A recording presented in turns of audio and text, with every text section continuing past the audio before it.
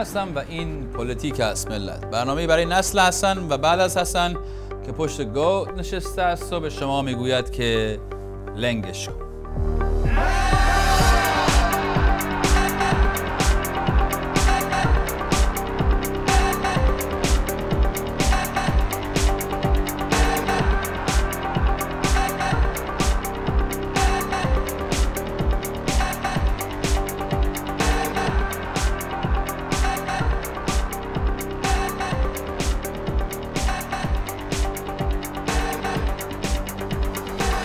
در مجلس ما رونق اگر نیست کتک هست. این جانب حصر خانگی آقایان موسوی و کروبی و خانم رهنورد را پس از پایان آشوب‌های خیابانی بدون حکم قضایی همچنان خلاف اصول متعدد قانون اساسی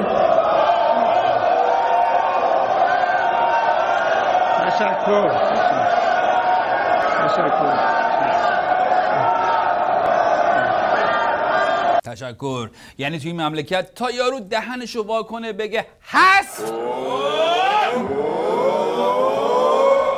امتحان میکنیم.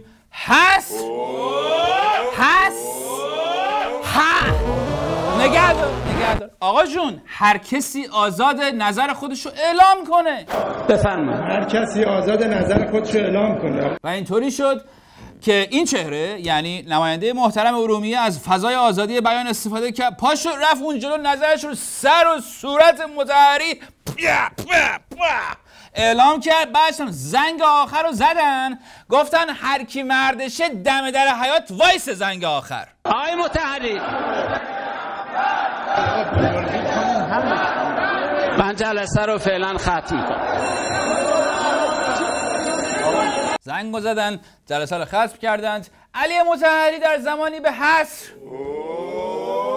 میگه کار غیر قانونی که 230 نماینده همون مجلس بیانیه دادند، گفتند حصر اتفاقا خیلی هم قانونیه. پس قانون چیه؟ چیزی که توسط نماینده ها تصویب میشه؟ نه خیر، همچین چیزی نیست. چیزی که از طرف نماینده ها بیانیه میشه. پس بیانیه قانونه؟ بله.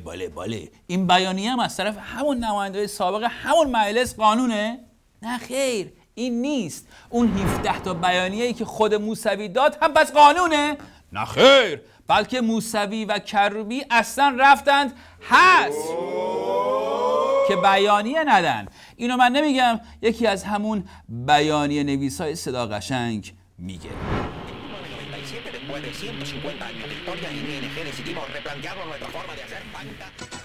از اتاق فرمان سوال میکنن از بنده که اصلا بیانیه چی هست؟ حصر چی هست؟ خدمتتون عرض میکنم که شما یادتون نمیاد، یا اگرم میاد عمرن دیگه یادتون بره. یه زمانی یه انتخاباتی قرار بود این مملکت برگزار بشه. میرحسین موسوی بعد از 20 سال که در هیچ جایی دیده نشده بود اومد کاندیدا شد.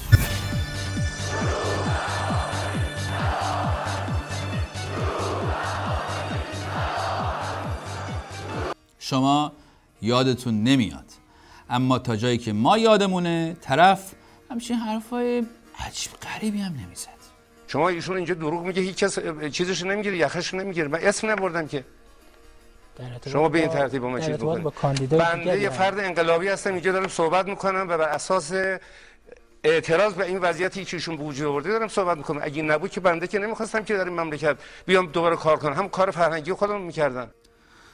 کاش منم مثل شما یادم نمیومد یه کسایی رفتن رأی دادن که تا اون روز پای صندوق رأی نمی اومدن. ما امروز در صحنه رأی کسانی رو داشتیم که تاکنون پای صندوق رأی نمی اومدن. البته ما یک کم اون موقع نگران نتیجه انتخابات بودیم، ولی رهبری فرمودن که من خودم یک رأی بیشتر ندارم. رهبری فرمودن که من خودم یک رأی بیشتر ندارم. گفتیم خدا رو شکر، ولی کاش شما هم یادتون نمی اومد که برنده قطعی انتخابات بر اساس اطلاعاتی که ما برابر اطلاعاتی که ما از ستادهامون داریم در سطح کشور برنده قطعی با نسبت آرای بسیار زیاد این جانب. شما یادتون نمیاد نتیجه انتخابات اعلام شد، فهمیدیم رهبری واقعا یه رأی بیشتر نشته، بیچاره بدبخت فقط یه رأی داشته. موسوی و مردم مجبور شدن تو خیابونا با هم قرار بذارن. Dentro lì dicono di dentro quell'automobile e Mousavi sta cercando di andare in piazza Azadi, piazza Libertà. یکی بیاد این مخ منو فرمت کنه اینا یادم بره. اومدن گفتن حالا 4 تا خط و خاشاک این گوشه ها یه کاری میکنن. داره یادت میاد، کم کم داره یادت میاد. یادت اومد میگفتی رأی ما چی شد، کتک خوردی، زندانی شدی، حد که حرمت شدی، یادت اومد کشته شدی. ولی یه کاری که قوه قضاییه میتونه و من خیال میکنم در اندیشه از چه بکنه اینه که اینا رو از مردم به کلی ارتباطشون قطع کنه.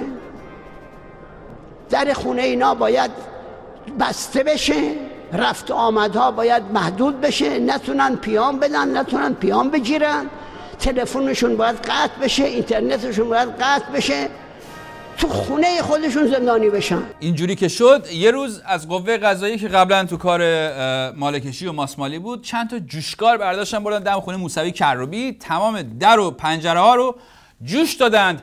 گفتیم چرا؟ گفتن خودشون خواستن. شما یادتون نمیاد ملت، تازه از اینجا به بعدش ما هم دیگه خواستیم یادمون نیاد. هر روز اومدن یادمون آوردن، خودشون اولش اومدن و گفتن بیاین بی زحمت به آغوش باز نظام برگردین. آغوش نظام هم همینجوری باز موند، چون میگفتن بیایید اعتراف کنید که اشتباه کردید. اعتراف کنید که اشتباه کردید.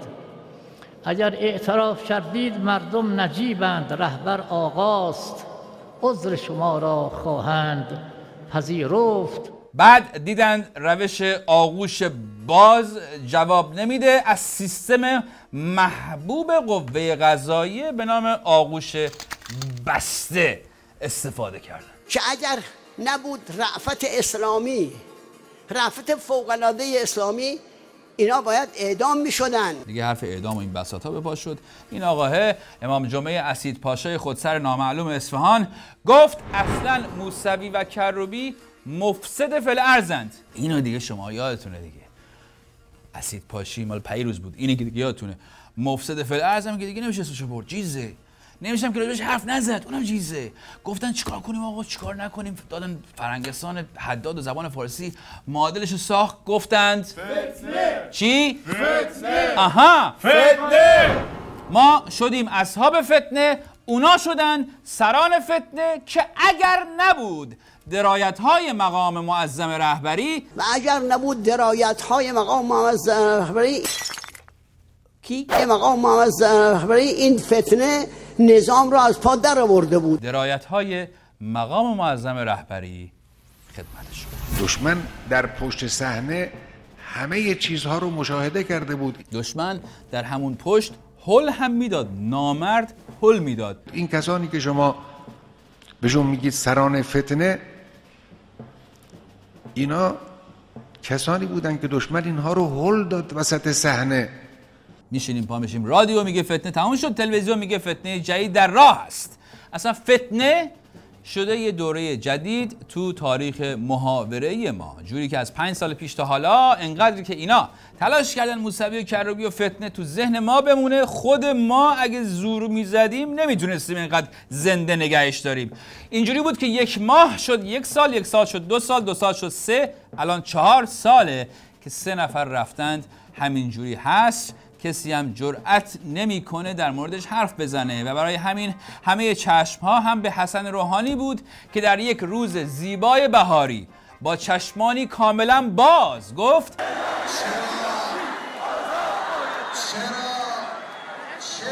زندانی سیاسی کاری البته ریش و قیچی هم یه جورایی دست حسن آقا افتاد. حصر هم در شورای امنیت ملی مطرح شده بود، شورایی که همین حسن روحانی رئیسشه. صادق لاریجانی رو بذار. بحث حصر مصوبه شورای عالی امنیت ملی بود، ما حضور داشتیم، ایشون حضور داشتند، آقای روحانی هم که رئیس این شورا هستن، همونجوری که گفتم شورایی که در زمان احمدی نژاد تصمیم غیرقانونی غیر قضایی گرفت و 3 نفر رو بدون اتهام بدون دادگاهی حبس کرد تو خونه. بعد اون موقع یک عده‌ای راه افتادن این طرف اون طرف، عده‌ای راه افتادن این طرف اون طرف، در رسانه ها در مجامع میگن که این حصر خلاف قانونه. بسیار اشتباه میکنن. حصر هیچ خلاف قانون نیست. بحث حصر مصوبه شورای عالی امنیت ملی بود، ما حضور داشتیم. خب این مصوبه شورای امنیت ملی است. رئیس این شورا هم که عرض کردم حسن روحانی است. آقای روحانی هم گفته بود چرا زندانی سیاسی؟ پس حتما این موضوع رو میذارن در دستور کار. زهی خیال باطل. دادستان کل کشور حجت الاسلام رئیسی در دانشگاه امام صادق فرمودند برای رفع حصر سران فتنه در شورای عالی امنیت ملی نه تصمیمی گرفته شده و نه در دستور کار است. اینم از حسن آقاتون که اصلا در دستور کارش نیست. حالا برو خود شما سبز کن، بنفش کن، زرد کن، قرمز کن، صورتی کن، دودود ایران، هر کار دوست داری بکن. اسمش رو هم در 1-2 سال در شورای امنیت ملی نیاورده. قوه قضاییه هم که برای پیگیری مظلوم، داد مظلوم از ظالم باید امضای چند جای دیگر داشته باشه و عملا شده بخش آبدارخونه نظام که به جای اینکه کارش رو انجام بده خورده فرمایش‌های دستگاه امنیتی و نظامی و اهالی خانواده بیت رو سر سامان. و به این ترتیب یکی هم که تو مجلس ایشون پیگیری میکنه که چرا زندانیه بدون محاکمه، چرا 4 سال حصر، نماینده هم که نه تنها فقط هو کردن بلکه بنده همینجا ختم جلسه رو فعلا اعلام میکنم یا فعلا جلسه رو ختم میکنم. آقای مطهری من جلسه رو فعلا ختم میکنم. ماسمالی کردن رفت، زنگش هم زد. من جلسه رو فعلا ختم میکنم.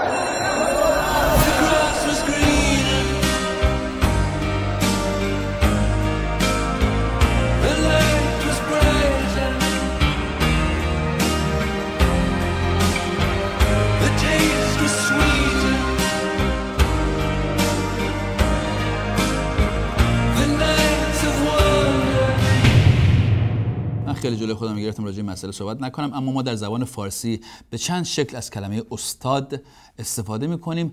مورد اولش حالت متلکتوری داره، مثلا میگیم استاد کامبیز کوتاه بیا ول ما کن. یه مورد دیگهش اینه که به کسی که سنش مثلا از 50 رد میشه چند تا تار سفید پیدا میکنه میگیم استاد شما بفرمایید بالای مجلس. استاد خواهش میکنم استاد شما بالای مجلس بفرمایید. حالا فرقی نمیکنه یارو استاد واقعا هست یا نه. یه مورد دیگه هم هست که به آدم حسابی‌ها میگیم این استاد واقعیه. استاد بیضایی کار جدیدش داره اجرا میشه. کی؟ استاد بیضایی. و یه مورد دیگه هم داریم که فقط یه دونه است و استاد به اسمش چسبیده، مثل استاد محمد رضا شجریان. استاد محمد رضا شجریان برای خودشون یک دسته جداگونه‌اند. همه کشورها یکی یه دونه شجریان دارن که جزو گنجینه‌های فرهنگیشون محسوب میشه و همه کشورها شجریانشونو حلوا میکنن میذارن سرشون با عزت و احترام. راوی شانکار تو هند، پاوراتی تو ایتالیا، ری چارلز تو آمریکا، یوسندر تو آفریقا. همینجور شما بگی برو کشورهای دیگه. ما هم تو کشور خودمون استاد شجریان داریم، ایشون رو دوست داریم، همه دوست داریم، پیر و جوان، کوچک و بزرگ. حالا نه فقط من و شما، بلکه آقای روحانی هم صداشو دوست داره. من دوست دارم صدای شجریان، من دوست دارم صدای شجریان، دوست هم گوش میکنم هم دوست دارم. چرا حالا ما داریم در مورد آقای شجریان امروز حرف میزنیم؟ سخنگوی ارشاد دولت تدبیر میگه نمیشود فردی هم معترض و هم منتقد باشد و بخواد کار خودش را بکند. بس چی گفته آقا شجریان؟ اعتراض بوده، همون نشون بده، همون فیلمش اعتراض کرده ما نشون بده. استاد محمد رضا شجریان شما قاطی کردیم. خب من اجازه بهش نمیدم که اون از ابزار من علیه خود من استفاده بکنه.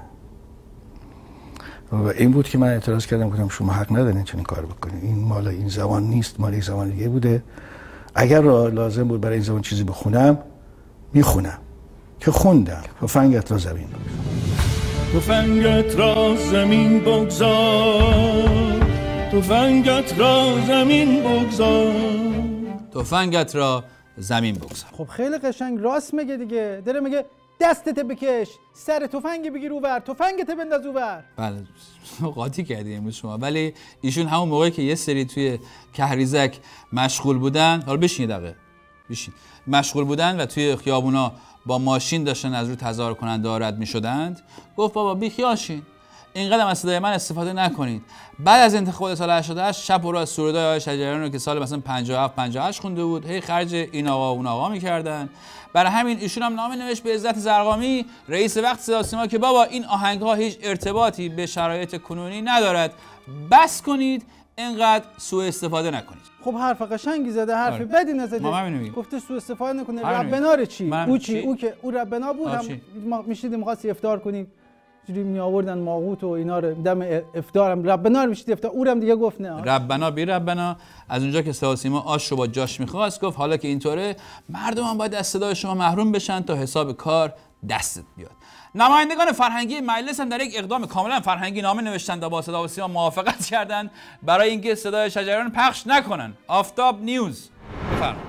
کمیسیون فرهنگی مجلس با حذف نوای ربنا شجریان صدا سیما موافقت کرد. هنر و محبوبیت شجریان کجا، جایگاه صدا و سیما کجا در ایران؟ خیلی وقتها بین قدرت از یک سو، فرهنگ و هنر از سوی دیگر، بر سر تصاحب جامعه، خیلی وقتا بین قدرت از یک سو، فرهنگ و هنر از سوی دیگر، بر سر تصاحب جامعه تنازع و رقابت بوده است و ما می‌خواهیم اصحاب فرهنگ ما این پرچم افتخار را همواره در اهتزاز داشته باشند. خب چطور اصحاب فرهنگ این پرچم را همواره در اهتزاز داشته باشند وقتی کتابشون چاپ نمیشه، برای ساختن فیلم با هزار تا مشکل مواجه هستن، شب و روز کنسرت ها رو لغو میکنید، مردم از شنیدن صدای مهمترین خواننده 50 سال اخیر مملکتشون محرومن، بعد شما میخواید مملکت ایران رو به چی بشناسن؟ برنامه هسته‌ای احمد جنتی، محمود کریمی، به این یا فیروزآبادی؟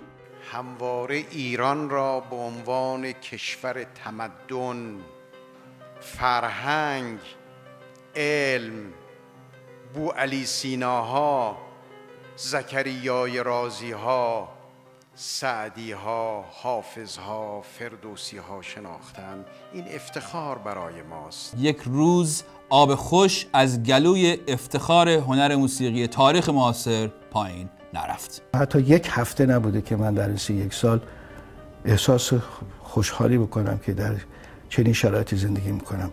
حتی یک روزش هم برام پیش نیامده. همیشه اون سایه تلخ من آزار داد. اگر استاد شجریان آب خوش از گلوش پایین نرفته، ما که خب معلومه چرا اینجاییم. ولی با این اوصاف هر چقدر خفقان کنند، هر چقدر که داد و بیداد کنند، هر چقدر که شرایط رو طوری کنید که بگیم زمستان است، باز ما با جام می، با یاد وی شوری دگر اندازیم در میکده جان. با سازونه با جام می، با یاد وی شوری دگر اندازیم در میکده جان.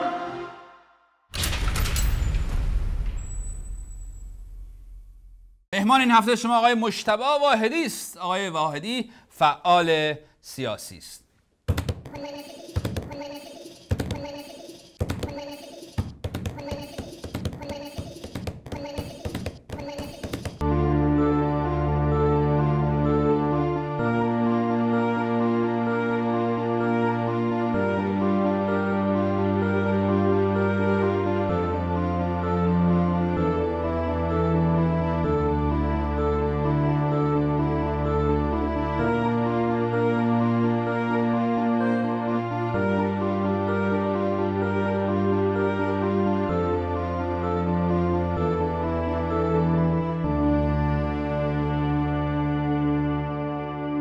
اولین سوال من از شما اینه که وضعیت آقای کروبی الان چگونه است؟ آیا شما اطلاعاتی دارید که ما نداریم یا ملت ندارن که بتونیم بهشون بدیم؟ به نام خدا سلام به شما و بینندگان برنامه‌تون. منم خوشحالم در خدمت شما هستم. ببینید خبر ویژه که طبیعتاً کمتر کسی داره، ولی اون چه مسلمشون به لحاظ سلامتی خیلی افت کرده. من یادم یکی از علایق ایشون همیشه روزه گرفتن بود. امسال اولین سالی بود که نتونست روزه بگیره، خبری که من دارم. خب مشکل ناراحتی کمرشون داشت تشدید شده، لاغری ایشون بیش از حد شد خبر دارم. اما اون چه مسلم خبری مهمی که فکر میکنم مردم توقع دارن بشنون این که آقای کروبی بر موازهش سفت‌تر شده که شل نشده. اینو شما خبر دارید؟ بله، که این چیزیه که سفت‌تر یعنی چی؟ یعنی اینکه به راهی که شروع کرده و بعضیا میگفتن که حالا شاید یه مقدارش احساسی باشه، فضا آروم بشه، نه ایشون به راهش کماکان اعتقاد داره و حتی من شنیدم گفته که من روزانه چندین بار سجده شکر به جا میارم به خاطر راهی که شروع کردم و در کنار مردم قرار گرفتم. شما خودت چند سال آقای کروبی کار کردین؟ 30 سال. یه جورایی اگه حساب کنیم از سال 1361 از تیر ماه 61 تا 89 حالا بعضا مستقیم باشون کار کردم، ولی همیشه در ارتباط بودم، یعنی حداقل 28 سال ارتباط داشتم. اون آدمی که با این هواش در ارتباط بودی، آیا هیچ وقت فکر می‌کردی که این آدم تو همون نظامی که اینقدر آقای کروبی مثلا آیت الله خمینی احترام می‌ذاشت و اینها، همون نظام این رو بذاره در حصر و حبس خانگی؟ آیا شما واقعا این فکر رو می‌کردی؟ 4 سال مثلا شده الان دیگه. ببینید نه من فکر رو نمی‌کردم، خودش این فکر. من به شما بگم یه موقعی یه نفری به من گفت مثلا سال 71 72 اون موقع‌ها که دارن برای آقای کروبی پرونده سازی میکنن. درست هم بود. حالا بعضی از افرادم در رأس این پرونده سازی از جمله آقای ناطق نوری که حالا شاید خودشون هم پشیمونن. من با آقای کروبی گفتم آقای کروبی گفت خیرت راحت. شاید پشیمون ناطق نوری یا پشیمون؟ نه، به نظرم یه علائمی از پشیمانی نشون داده. من با آقای کروبی گفتم آقای کروبی خب من که خبر دارم ولی مطمئن باش تا جمهوری اسلامی هست من زندان نمیرم. حالا با خنده و شوخی این چیزی که به من خب دادستان کل کشور گفته که از زمانی که آقای روحانی رئیس جمهور شدن و رئیس شورای امنیت ملی طبیعتا حتی یک بار هم موضوع هست در دستور کار این شورا نبوده. به نظر شما چرا؟ به نظرم بهتره که قبل از اینکه من شما نظر بدم آقای روحانی خودش یا تکذیب کنه یا تایید کنه، چون به هر حال مسئله خیلی مهمه. آقای دادستان کل کشور گفته دیگه. خب حالا دقیقاً همینه دیگه. آقای روحانی یکی از وعده‌های انتخاباتیش این بوده. بله. ممکنه ایشون بیاد بگه من در شورا رأی کامل رو ندارم، اما نمیتونه قبول بکنه که هیچ تلاشی نکرده، برای اینکه یکی از وعده‌های انتخاباتی ایشون بوده. و به نظرم ایشون اگر تکذیب نکنه یعنی حرف دادستان کل کشور درسته. خب شما راجع به قبلا خب سخنگوی دولت گفته بود که در پشت پرده اقداماتی صورت گرفته. چقدر فکر می‌کنین که این روش آقای روحانی است؟ پشت پرده و لابیگری و این حرفا. آیا لابی داره میشه برای رفع حصر؟ ببینید گمان میکنم لابی به اون معنا اثر نداره، برای اینکه آقای خامنه‌ای اولا به صورت خاص شخصا روی این پرونده خودش هست و انگیزه داره که ادامه پیدا کنه، و دوم کسانی که با آقای خامنه‌ای نزدیک هستند میگن ایشون فشار برش اثر نداره و حتی اگر در مسئله حقی بهش فشار بیاد ایشون برعکسش عمل خواهد کرد. این چیزی نیست که من میگم الان دیگه فرصت نیست. کتاب خاطرات آقای ناطق نوری در همین کتاب ایشون به صراحت نوشته آقا طوری هستن که اگر در یک موضوعی حتی حق باشه کسانی بخوان مسئله رو بهشون تحمیل کنن ایشون مخالفت خواهند کرد. یعنی مطمئنا لابی به این معنا اگر قرار باشه فشارهای اجتماعی نباشه و کارهای مؤثر نباشه لابی تاثیر نخواهد داشت، برای اینکه شخص آقای خامنه‌ای باید تصمیم بگیره. یعنی آقای روحانی پس تمام حرفایی که زدن مبنی بر آزادی زندانیان سیاسی و وعده‌های انتخاباتی بود و شخص آقای خامنه‌ای به نظر شما اگر نخواد این اتفاق صورت نمیگیره، پس ما اصلا به روحانی کاری نداشته باشیم. ببینید ما نمیتونیم انگیزه‌یابی کنیم، اما علائم و شواهدی که وجود داره نشون میده آقای روحانی کاری نکرده. عرض می‌کنم آخرینش دادستان کل کشور آقای روحانی این موضوع کوچیکی نیست بگه حالا یه نفر یه حرف بی ربطی زده. دادستان کل کشور اومده آقای روحانی رو متهم کرده به نقض وعده‌های انتخاباتیش. آقای مطهری این هفته تو مجلس شلوغ کرد، کتک خورد، کتک زد و اینها. چرا فکر میکنین که حالا این وسط این داستان یه دفعه آقای مطهری داره اینقدر پافشاری میکنه؟ چه منافعی میبینه؟ با اینکه مواضع خود آقای مطهری در طول این سالیان هم مثلا یک اصلاح طلب دو آتیشه نبوده که حالا بگیم که داره از اون جناح دفاع میکنه اینها. دنبال چیست آقای مطهری؟ حالا اصلاح طلب دو آتیشی که اونم آتیششون چیز رو نسوزوند، خیلی جای چیز نداره، ولی آقای مطهری یک شخصیت ویژه‌ای داره. ببینید تنها کسیه که وقتی بحث نامه آقای کروبی با رفسنجانی در مورد تجاوز در زندان کهریزک مطرح شد آقای مطهری مصاحبه‌هاش هست. اومد یه جوری مصاحبه کرد که گویا حرفای آقای کروبی درسته، یعنی یه ویژگی خاص خودش داره. یه نکته دیگه وجود داره به نظر من رفتار آقای خامنه‌ای، این حرف من پارسال هم قبل از انتخابات گفتم، رفتار آقای خامنه‌ای طوری که حتی بعضی از اطرافیانش رو عصبی میکنه و وادار به واکنش میکنه. پارسال وقتی در 1 سال و نیم پیش در انتخابات آقای قاسم سلیمانی از قالیباف حمایت کرد با اینکه همه گفتن آقای خامنه‌ای نظرش رو جلیلی یا کسی دیگه است، من اونجا توی مصاحبه رادیو صدای آمریکا گفتم این قاسم سلیمانی داره با آقای خامنه‌ای میگه اینطوری نیست که تو هر کاری بکنه ما سکوت بکنیم. یعنی یه جاهایی میدونست قرار نیست قالیباف رئیس جمهور بشه. به نظرم بخش از کارهایی که آقای مطهری میکنه ضمن کارهایی که انسانی بر عقایدش استواره، همونطور که با ساپورت پوشی مخالفه، با این حصر مخالفه، اما یه بخشش هم در واقع یک نوع اعراض و اعتراض با آقای خامنه‌ای به نظر من. بالاخره یه گروهی تلاش کردن که در طول این 4 سال آقای موسوی و آقای کروبی و خانم رهنورد رو مجبور به عذرخواهی بکنند. آیا فکر میکنید که تلاش‌هایی در این زمین، تلاش جدی صورت گرفته برای عذرخواهی؟ آیا اصلا چنین گزینه‌ای براشون هست مثلا برای کروبی؟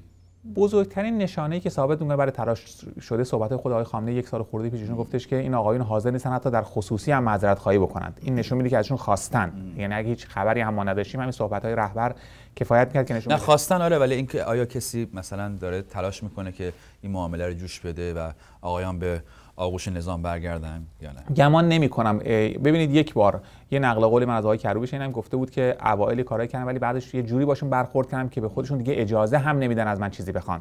اینو عین جمله‌ای که من ازشون شنیدم مثلا 2 سال پیش گفته بود حتی دیگه به خودشون آقایون اجازه هم نمیدن چیزی از من بخوان. خب به نظر شما آقای خامنه‌ای دنبال چیستی اصلا کل نظام در ارتباط با موسوی و کروبی و رهنورد؟ آیا اینا باید تو حبس بمانند تا بمیرند یا اینکه اتفاقی که برای آقای مثلا منتظری افتاد دنبال همچین الگویی میگردن؟ به نظر شما چه اتفاقی برای اینا خواهد افتاد؟ ببینید آقای کارهایی که داره اتفاق میفته، اینکه از 1 سال پیش شروع کردن که اینها اعدام باید گردند، به نظر من آقای خامنه‌ای میخواد بعد یه منت سر عده بذاره بگه عده زیادی در حکومت از من اعدام خواستن، من فقط اینها رو به حصر خانگی اکتفا کردم. تازه لطفم کردن. دارم لطف. همین که میگن رأفت اسلامی، در واقع رأفت اسلامی اینه که تقلیل حکم اینها از اعدام به حصر خانگی. بیشتر به نظر میرسه که دنبال الگوی مرحوم آیت الله شریعت مداری هستن که تا آخر عمر دسترسی نداشته باشه، چون آقای شریعت مداری هم به هر حال یک نوع محبوبیت در بخش‌های از ایران داشت، ارتباطاتی داشت. آقای خامنه‌ای از هر کسی و از هر گفتمانی، هر پدیده‌ای که بتونه افراد رو دور هم جمع کنه واقعا وحشت داره و به همین جهت به نظر من به خصوص اینکه آقای کروبی و آقای موسوی بعد از 88 یک سری طرفدار نو بهشون اضافه شده، افرادی با تفکرات مختلف، فقط اون حامیان سنتیشون رو ندارن. گمان نمی‌کنم آقای خامنه‌ای تحمل رو داشته باشه که اینها رو دوباره به جامعه برگردونه. نمیخواد هیچ وقت این کار انجام بده. اگر اختیارش با خودش باشه نمیکنه، ولی خیلی چیزا بهش تحمیل شده، کمان که انتخابات به آقای خامنه‌ای تحمیل شده، مثل انتخابات ریاست جمهوری سال گذشته. من یقین دارم اولویت اول آقای خامنه‌ای آقای روحانی نبود، اما فشارهای جهانی. اصلا آقای خامنه‌ای فعلا در واقع دغدغه‌ای از فشارهای داخلی نداره. فشارهای خارجی و به خصوص تحریم‌های نفتی که گلوی حکومت رو گرفت، آقای خامنه‌ای رو وادار کرد در انتخابات از موضع اصلیش بیاد. من یقین نمیخوام بگم آقای روحانی خیلی فاصله داره با آقای خامنه‌ای، ولی حتما اولویت اول آقای خامنه‌ای نبود و یقینا ریاست جمهوری آقای روحانی با آقای خامنه‌ای تحمیل شده و اولین روزی که فرصت کنه این تحمیل رو از سر خودش باز خواهد کرد. یقینا. خیلی ممنون، تشکر میکنم. برنامه ما تشریف آوردیم. بخش طولانی‌تر این مصاحبه رو ما رو اینترنت میذاریم. خیلی ممنون از شما که تماشاگر این برنامه بودید، شنونده این برنامه بودید. فردا 8 صبح تهران تکرار این برنامه از همین کانال، یعنی شبکه تصویری رادیو فردا پخش میشه. برای ما در اینجا پایان میرسه. این آدرس توییتر بنده هست @کامبیزحسینی و این هم فیسبوک www.facebook.com/کامبیزحسینی. تا هفته دیگه در شب تهران. آقا، خانم، دوست، آشنا، برادر، هوای بغل دستی داشته باش که خبرهای خوبی، جدی، خداوکیلی، جان خودم در راه هست. واقعی این دفعه دیگه جدی گفتم.